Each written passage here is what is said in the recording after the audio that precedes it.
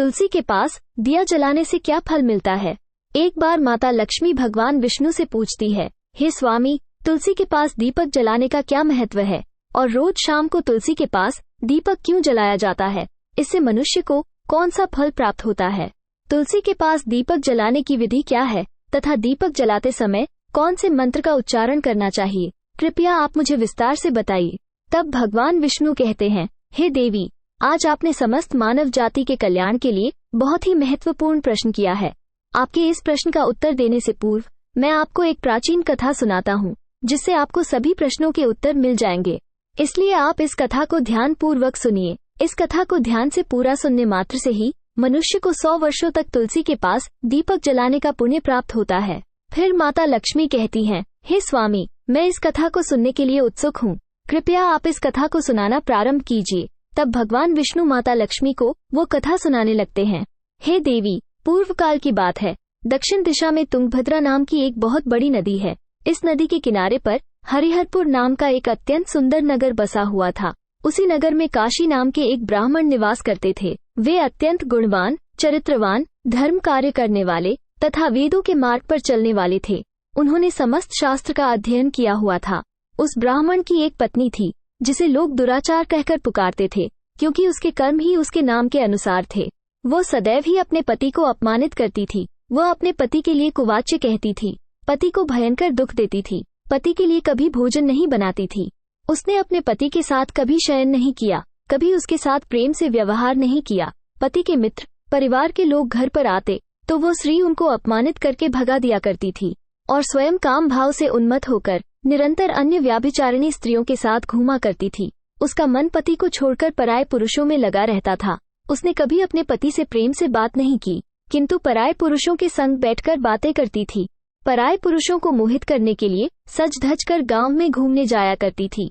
कभी वह वन में किसी वृक्ष के नीचे खड़ी रहकर सुंदर पुरुषों की राह देखने लगती और किसी दुष्ट पुरुष को मोहित करके उसके संग भोग विलास किया करती थी। फिर एक दिन वो दुराचारिणी स्त्री वन में जाकर एक वृक्ष के नीचे खड़ी हो गई। उसका चित्त काम से भरा हुआ था।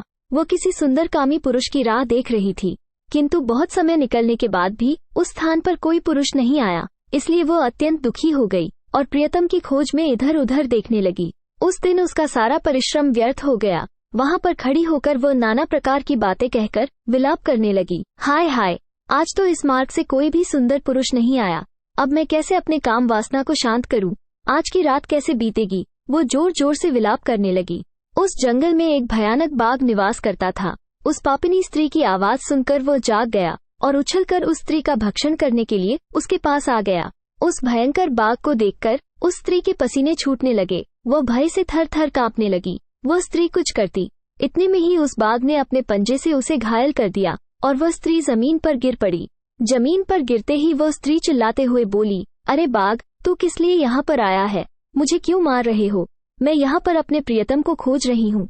तुम मुझे छोड़ दो। मेरा भक्षण करके तुझे क्या मिलेगा? उस स्त्री की यह बात सुनकर वो भयानक बाघ क्षण भर के लिए रुक गया और हंसते हुए बोलने लगा, हे दुष्टा, आज विधाता ने तुझे मेरा ग्रास नियुक्त किया है।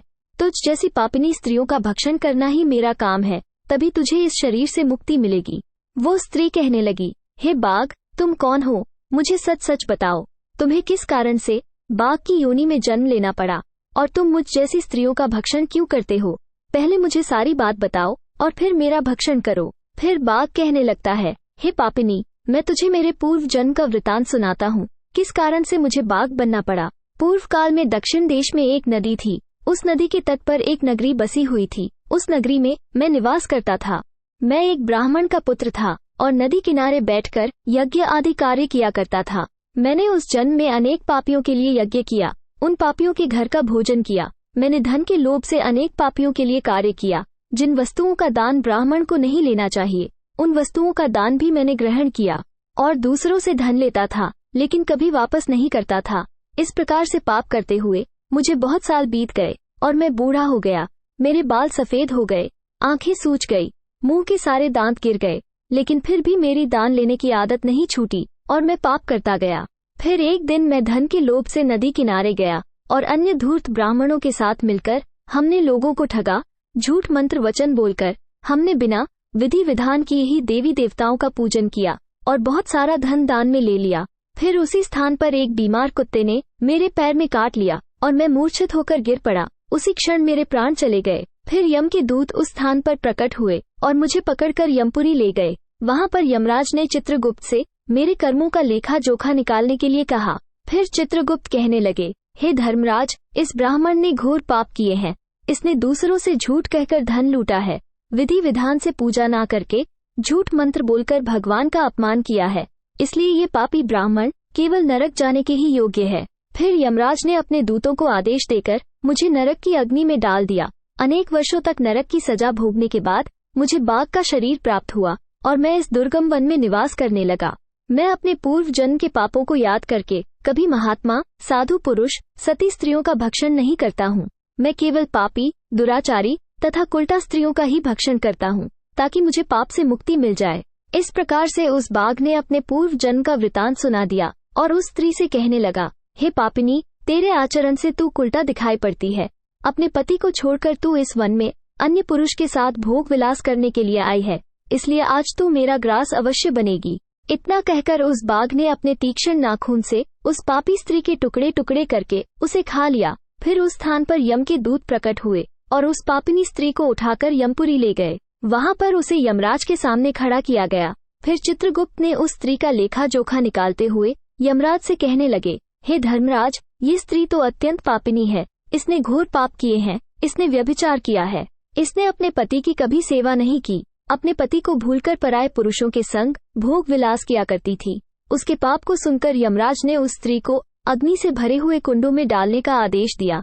अनेक वर्षों तक उसे उस कुंड में पकाया गया। फिर उसे निकालकर दूसरे नरक में डाल दिया गया। इस प्रकार से उसे अनेक वर्षों तक अलग अलग नरकों में डाला गया और नरकों में डालने के बाद वो महापापी स्त्री पुनः पृथ्वी लोक पर आकर चांडाल के रूप में उत्पन्न हुई। चांडाल के घर में जन्म लेकर वह फिर से अनेक पाप करने लगी, व्याभिचार करने लगी, अनेक पापी पुरुषों के संग विहार करने लगी। कुछ समय बाद पूर्व जन्म के पापों के कारण उसे कोढ़ का रोग हो गया और वह भयानक पीड़ा सहन करने लगी। उसका अंग अंग जलने लगा, उसके नेत्रों में पीड़ा होने लगी। इस दुख को सहन करती हुई वो दिन बीताने लगी। फिर एक दिन वह तीर्थ में स्नान करने के उद्देश्य से अनंतपुरा में चली गई। वहां पर वह एक आश्रम के बाहर निवास करने लगी। वहां उस आश्रम में एक तुलसी का पौधा था।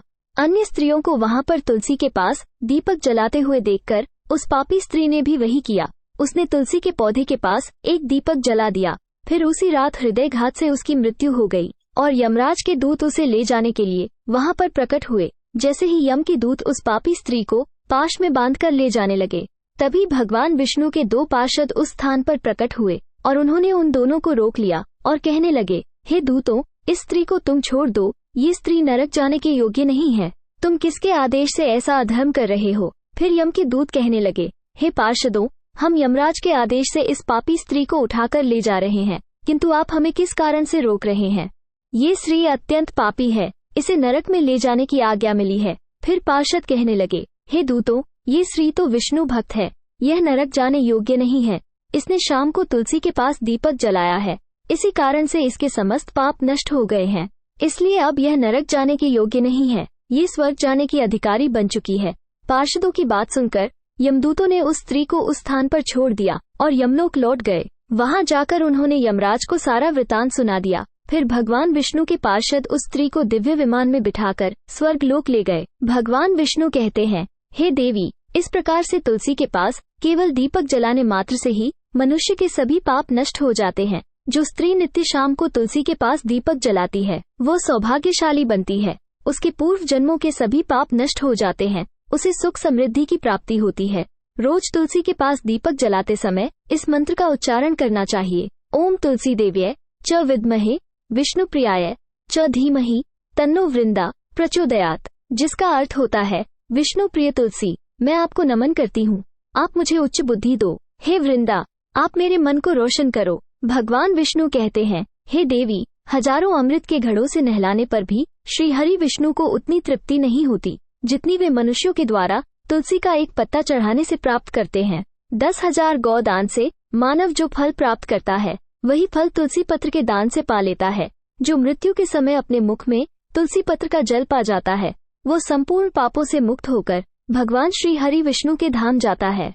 हिंदू धर्म में तुलसी के पौधे का महत्व सबसे अधिक है। इसकी सबसे पहले पूजा भगवान विष्णु ने की थी। भगवान विष्णु कहते हैं, जिस प्रकार से देवी लक्ष्मी से वैकुंठ को ऐश्वर्य प्राप्त है, उसी प्रकार से बैकुंठ में तुलसी के कारण ही पवित्रता प्राप्त है। पृथ्वी लोक पर जिस स्थान पर भी तुलसी का पौधा होगा, उस स्थान पर कभी बुराई का वास नहीं होगा। ऐसा स्थान सबसे अधिक पवित्र होगा। इसी कारण से हमें हमारे घर में तुलसी का पौधा अवश्य लगाना चाहिए। इस प्रकार से भगवान विष्णु ने तुलसी के पास दिया जलाने का महत्व बताया। वीडियो अच्छी लगी हो तो लाइक, शेयर और ऐसे ही वीडियो को देखने के लिए हमारे चैनल को सब्सक्राइब जरूर करें। धन्यवाद।